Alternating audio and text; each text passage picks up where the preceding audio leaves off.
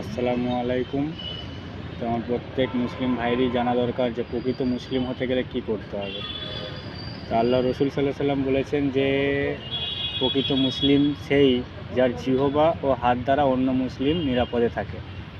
তো হাত দ্বারা তো অন্য মুসলিম নিরাপদে থাকে, আমরা সেটা বুঝতে পারলাম, কিন্তু জিহবা থেকে অন্য মুসলিম নিরাপদে থাকা বলতে এখানে কী বোঝানো হয়েছে? যে আজ আমরা একজন মুসলিম হয়ে অন্য মুসলিম ভাইকে গালিগালাজ করি, তার বিরুদ্ধে অনেক বদনাম করে বেড়াই, তার পেছনে অনেক কথা বলি, এমনকি তার সামনে এমন কিছু কথা বলে থাকি যেটা তার মনে অনেক কষ্ট লাগে, আঘাত লাগে।